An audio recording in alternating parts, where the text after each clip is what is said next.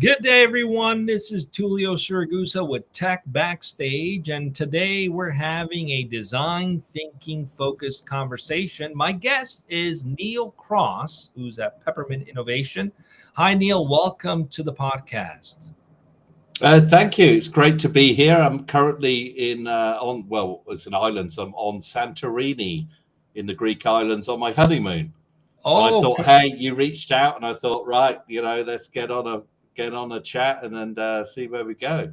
amazing. Now, you're either super committed to the idea of design thinking that you're chiming in from Santorini on your honeymoon, or you just you miss the business world so much. But in any case, it's good to have you with us. Yeah, We're, thank you. we're talking today about embedding design thinking at the world's best bank, and that it's not just about getting the tools and workshops in place. So, Neal is a practitioner of design thinking, so this should make a really good, interesting conversation. Before we dive into our questions and see what we can learn and unpack today, let's get to know you a little bit. We already know you're on your honeymoon. You're in Santorini. Congratulations, That's by the right. way. Thank you. Tell us a Yeah. little bit about you and your background and how you got to Peppermint. If you could please let us know. Thanks for being with us again. Yeah, sure. Yeah. To calm your listeners, I'm on honeymoon for 4 weeks, and so I do have a lot of time to come and have a chat. So I'm Neal Cross. I've done a lot of things in my career. I worked at Microsoft. I was a games developer first up, and then spent 7 years at Microsoft, and then joined MasterCard for a couple of years to run their innovation labs in Asia, Middle East, and Africa, and then joined DBS Bank as the Chief Innovation Officer globally for about 5 years, and now back to the startup world. I'm currently working at Peppermint as a board member, and we're doing mobile money out in the Philippines, so helping people get into the right product and help financially educate them and achieve some of the things they're trying to achieve in their life, through different payment and lending and insurance products. So that's a bit about me. Done a lot of design thinking. Well, maybe not as much as some of the listeners, but quite a lot of journeys in my time across customer and also employees. Excellent. Thanks for being with us. Tell us a bit about Peppermint Innovation. So we're quite a small ASX listed business here, and have about 60,000 agents in the Philippines. And the idea is, if you don't have a bank account and you want to pay things like the electric bill or send people money or get loans at very competitive rates, or micro insurance to protect the people and the things you love, then you can go to one of our agents. And the agents, like a little sari store. So in the Philippines, it's like a very small shop or a kind of roadside affair, and you can perform a finance transaction. So that's what we do at Peppermint. Before that, working at Pitcher Wealth, co-founder of Pitcher Wealth, doing financial advice in Australia. So really with Peppermint, obviously what we're trying to do in the developing markets is to accelerate the change by enabling people to, for me, it's the core of design thinking. So enabling people in the jobs they need to do. And so we think a lot about that in design thinking, and obviously we think a lot about that in helping them with their finance jobs. Great. I love it. Let's see what we can learn today. We're going to unpack as much as we can, go through a few questions to see how you guys identify what the needs of those people are and how you apply tools to develop solutions for them and validate them and test them, and then ultimately get to solving the problem that you're solving. So let's get started with question number one. How do you guys engage people to gain a deeper understanding of problems you're solving to drive innovation opportunities? So how do you guys go about engaging people? What is it that you guys do? Do you have any tools or methodology that's worked for you? We'd love to understand, as a first step, how you're understanding the problem you're solving. Okay.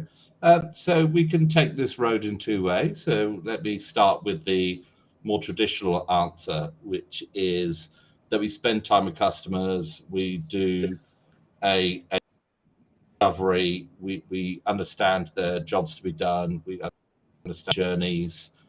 And then we can also, at the same time, we can do some more quantitative analysis on the markets and etc. And that's what we tend to do in the world of design thinking. But I like to operate at, you can also operate at a slightly higher level and think about who really are the stakeholders. And this is a lot of the struggle I get brought in to help companies is actually take another level above. So who are the humans that you're trying to solve the problems for? So we tend to very much focus on the customer, and that's absolutely right. Yeah.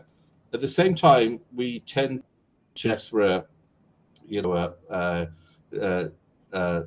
DOA company or a Web 3.0 company, we tend to have staff. So we've got staff doing stuff, and there's some tech in between with customers and generating a business model.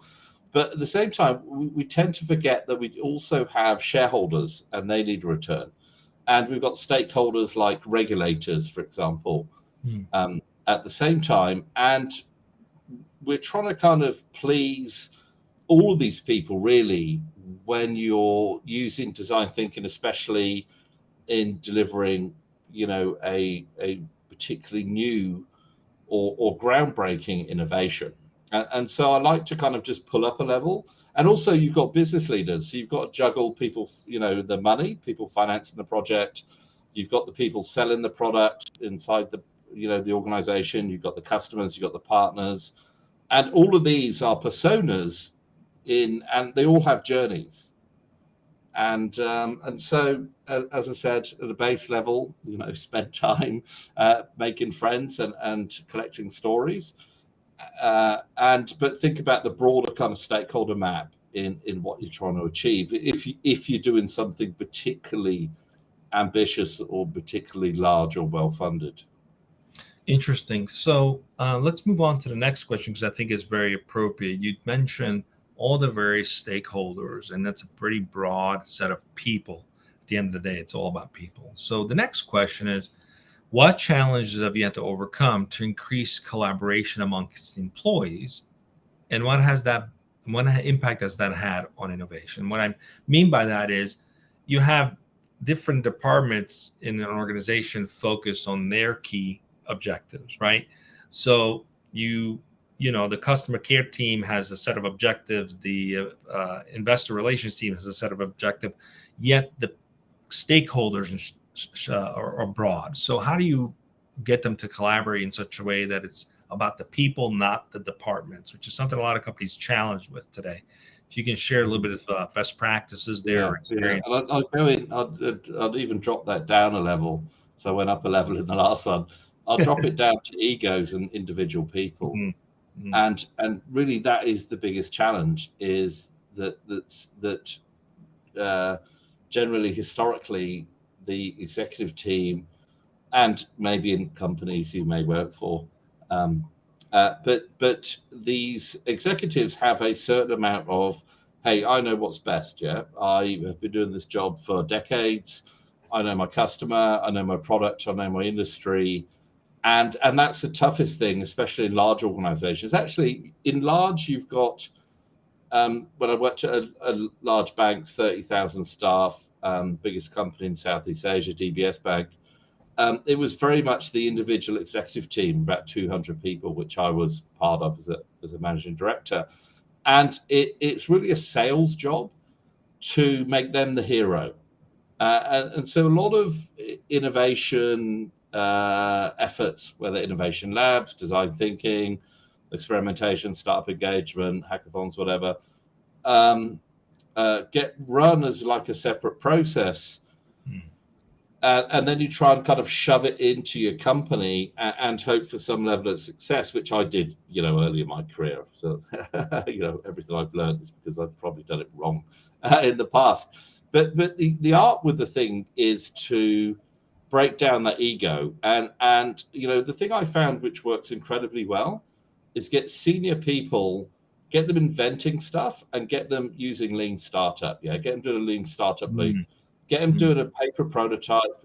DBS Bank would get 200 executives into a room. We'd split them up into teams. We'd pair them with startup companies, and get them building a solution to a real business problem. So then we got the different heads of the business, like consumer bank, mortgages, corporate lending, and go into the more service orientated, like operations teams, risk, credit, finance, for example, for the kind of staff journeys, and get them to invent. So get the seniors to invent, and then get them out in the street, either in the street if they're customer focused, in the bank if they're employee focused, or out to their corporate clients, and get them to fail. That's the best thing. We used to get them building prototypes, and I knew their ideas sucked. I knew their ideas, and they said to me, "Hey Neal, what do you think about this idea in a hackathon?" I go, "Oh, yeah, I love it. It's brilliant." And knowing that we've got taxis waiting for these executives to go to a shopping market to test their new credit card, and I know the customers are going to say, "I mean, this is awful." And so they go out with this taxi, and they come back 2 hours later, their faces all like this, and I'm like, "Oh, what happened?" And they said, "Well, well, it went well, but the customers had some feedback." And I'm like, "Oh, that's terrible. I really liked your idea, but I suppose the customers, you have to listen to them and stuff." And so that for us was a huge kind of hammer to break that ego bubble that many of the executives had, that then they would be open to a conversation around the fact that maybe they don't know best anymore. And then we can then dig into doing customer insight research, follow shoppers around malls, work a week. We had people working for a week in small businesses, in restaurants and other places and startup companies, to really understand how they think about money and finance and how they want to work with the bank. I love it.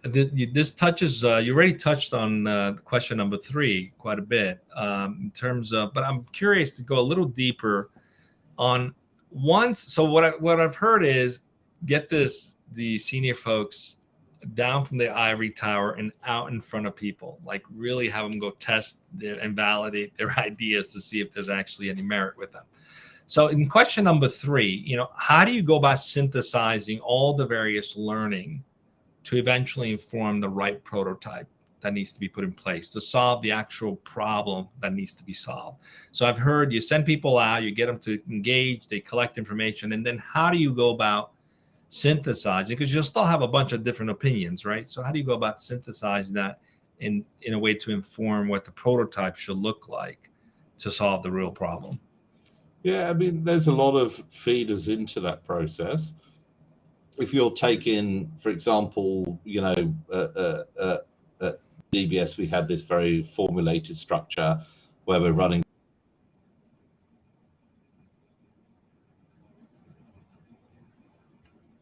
all that they tend to follow, and have someone from the innovation group, one of my team, giving them different levels of support so they can achieve a certain level of capability and outcome from that process.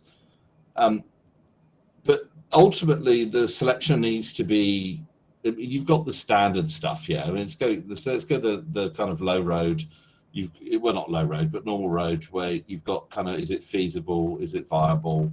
Is it desirable? Yeah. So is it feasible? Can we actually do it? Is the technology available? Do we have the money for the investment? Is it viable? Is it going to make money, essentially? And is it desirable? Which is, fairness should be the first thing. But anyway, do customers want it? Whether those are business customers, whether they're partners, whether they're shareholders, whatever your persona that you've decided to kind of innovate around. And that should be, the selection should always be, for me, especially in customer facing, is that iterative loop of just getting stuff in front of your personas, yeah. And start on paper, get it cheap, do a few iterations on paper, cost you like, 25 cents, and then start building the maturity in the kind of visualization of that innovation or problem you're trying to solve, or journey or improvement, or whatever you're trying to achieve with that. And so it's like when you sharpen a knife, you get a sharpening stone. You got your knife, you got something. The customer should be the sharpening stone. You should be getting your knife and just constantly get it shaped by the client. But then that's a beautiful nirvana. Yeah. And unfortunately, it doesn't work like that. But what you've got to try and do is retain as much as you can of that, and then you've got all this other politics happening, which then you need to balance as well. So it's very much the customer, what do they want, but then it's also the business, the politics, the regulators, the people funding the project. I love it. This brings us to the next question number 4. What I've heard so far is it's nice to learn what the customers want to get the underlying desire, but then you also have to triangulate that with, is it something you're capable of delivering on? Is it something worthwhile delivering on? So those are really tough questions that requires a lot of honesty internally. So, but once you kind of understand, let's say the stars align and you've got an understanding of, yes, there's value in creating it. We have a way to do it. We have the willingness to do it, and it's a desired result from the client. How do you go about building the prototypes themselves? Like, what's the process for going to build out the prototypes you're going to actually go and validate now, where the rubber meets the road? You guys follow a particular process for that? Yeah, I've used many different processes recently at Peppermint.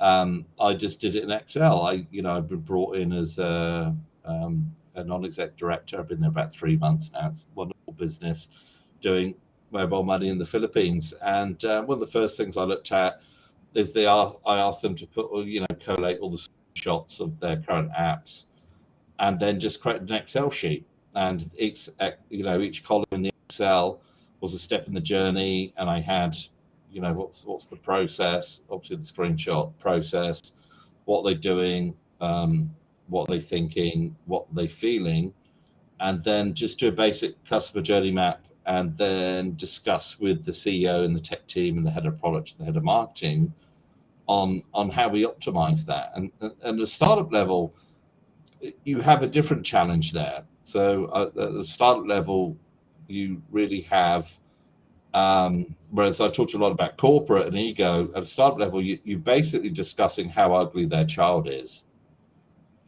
And that's the reality of it, because you've got the founder, you've got the founders, and like you're just basically saying, hey, you thought you had a lovely child. Yeah, well, it's kind of fat and ginger or whatever. And not that I've got anything against ginger people. A bit ginger myself.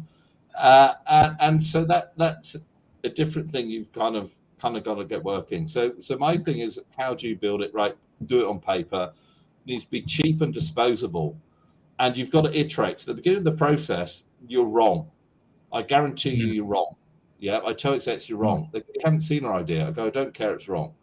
And you go through this wrong phase, and on paper, then you start building some tech assets. You might do it in PowerPoint. You just stick images into like a mobile phone screen, for example, and print them out to clients. You might use tools like Wix or Strikingly to do drag and drop websites or mobile apps that then you've got a bit more fidelity. And then going into wireframing. If you're doing this remotely, obviously there's tools like Miro where you can do post-it notes. But ultimately for me, the biggest value is me being personally there, a bunch of notes, a look in the eye conversation, a kind of few probing questions of the executive or the founder, and some grounding, and then just get the stuff done in post-it notes, get the stuff done in Excel. Don't incur any cost. Keep refining this thing you're doing. Once you get a better shape on it, then start using, more prototyping tools until eventually moving to wireframes and kind of rapid iterative builds. This is excellent. I heard the importance of intentionality behind the prototype, tying it back and, again, elevating it from just a transactional thing. Okay, we understand what they want. Let's build this out and let's try it out. It's bringing consciousness into the process. That's kind of what I heard a lot in between the lines is making sure you're consciously developing the prototype. Let's move on to the final question, which I think is very relevant to the reality of things, right? So you think you've triangulated everything, you've listened, you've gotten the information, you've developed a prototype, and you go out and you are now testing it. How do you go about validating the prototypes, testing them, iterating to fine tune them so that you're solving the original problem? Has it been your experience that sometimes you thought you had it all worked out, but then you go and have new learnings as you bring it out there and validate it? And then how do you incorporate those new learnings? Because sometimes people are like, I just want to get this done. I want to have the project completed, have a deadline, right? But you learn something that would dramatically change the trajectory of what you're offering. And some people ignore that, which is a big mistake. So how do you guys go about that process of like, let's make sure we've got this dialed in correctly as a final stage? And you've always got to think about what frustrates me in the current, actually, mostly the previous history of people using frameworks for design thinking and agile, etc., and new ways of working, is they get a bit too religious about it. And for me, I just want an outcome. Yeah. I'm not going to be concerned that I did only 3 of 5 steps of design thinking and then threw it into an agile build and only used half of that in some stand-up meetings. And, people call that fragile and everyone gets upset and blah, blah, blah. I really just need that out. The thing is to do your major learning for free or cheap. And so if you're on paper, people, it is like a birth. I mentioned a baby before, but let's use another example. Try building a house, yeah. And so if you've just drawn out the plan on the back of a cigarette packet, and someone says to you, hey, that's, well, actually maybe your builder or customer, maybe you're designing for a customer, and the customer looks at your cigarette packet and go, actually that's awful, I don't want it that way, I want these big changes. It's not that much of an issue, and it's not just cost, it's personal investment as well. So the more we go through the different stages of design thinking and innovation and build processes and project management, the more attached and the embedded cost, the kind of sunk costs, I suppose, both personal capital, your brand in the company, your brand as the lead CEO of the company, or just your time, and your reputation, it all starts to add up more. And so, to your point, I think the important thing is to get those really tough decisions and the big changes. I liken it to sculpturing, You get a big rock, beautiful piece of marble. Here I am in Santorini, beautiful Greek islands, and we've been to some amazing acropolis come from Rhodes. And anyway, so you've got a big piece of marble. Better to chip out the big bits quicker, So you get the rough shape. That's the most painful part. And then you have to then keep helping them refine it and using certain tools that are applicable for that stage. And I change them per project. But just think about the outcome. Don't think about the process, the outcome. And everyone's different. So you're essentially dealing with a senior leader. Someone's paying the bill or getting the outcome. Whether in a startup it's founders, or in a bank it might be the head of lending. And then once you've got the big bits done, and there's that's the easy bit, do that straight away on paper, cheap, no one can complain about cost. And then the rest of it is more negotiation and stroking people's egos to influence them when you're doing the more finer shaping of this beautiful thing you're building. And obviously the customers are helping to shape it. And so that you need different, I suppose the summary would be, you need different speeds in a project. And so don't get all caught up in the process. We must do step 1, 2, 3 this, and then we must do the discovery phase, and then we must move into define, and then we move into develop and deliver. Is be iterative, be conscious of politics and humans and people you work with, and then help shape that into using various different tools until you get something which is going to deliver on all the stakeholders and survives. Because essentially, a lot of the time you start with a great idea and the business just shrinks it and shrinks it and shrinks it and shrinks it. You start with a bright star, and sometimes you end up with a little ball of dirt. If you work in corporate innovation or startup innovation. But anyway, I mean, you hit the nail on the head so much. It's one of the reasons I love how design thinking has evolved in recent years to make one of its cornerstone empathy, because only through empathy you're able to be adaptable and flexible and not get so caught up on processes. And it's the marriage between these two. It's like a dance, and the really good practitioners know how to do that dance in such a way that it doesn't take away from ultimately delivering on the value, which is about solving people's problems or creating value for people. It's been great to have you as our guest today. Learned a lot. Thanks for sharing all these great insights. Hope people watching don't think of design thinking as this big scary thing. You're probably doing some of these things already. Just, design thinking is just a big umbrella of a lot of smart ways to essentially connect to the people that you're solving the problem for, not just a transaction. And that's right. I mean, for me, at its core, in our current stage of development where we are, which will change in the future. I mean, this will be how people build apps. The customer will just go, hey, I want my banking app. I want it in blue. You know what things I buy, so give me rewards for that. You know which countries I go to, so give me currency accounts. Build. But until that's the future of UX. That is the For future. sure. Yeah, and they build it. But at the moment, the best process we have: talk to the customers, talk to the staff, whatever your personas, understand their needs and wants and pains, and uncover some stuff, and turn that into a successful outcome, which is generally a successful business model, piece of tech, operations, marketing, etc. It's amazing when I ask people this question, how much they open up. And you say, if you had a magic wand and you could just wish exactly what you wanted, what would that be? No limitations, no blockages. And people usually come out with something completely different that they've been sharing with you. But anyway, it's been great having you with us. Thank you so much for sharing. Just stay with us as we go off there in just a second. I'm going to ask our producer to announce the shows coming up this week. We have 3 more shows, and they're all design thinking shows this week. Carlos, what do we got coming up? You're on mute. Yes, I'm not surprised. That's my trademark, and you know it damn well. So, we got a design thinking filled week, and we'll continue tomorrow with Colby Tunick, the CEO of Free Focus AI, and Thursday we'll be speaking with Paul Shostak, the CEO of Open World Labs, and finally on Friday we're going to be speaking with Robin Zander, the CEO of Zander Media. So that's what we have for this week. They're all design thinking shows, folks. So join us and join Tulio here on Tech Backstage at 11 a.m. Pacific time. Don't miss it.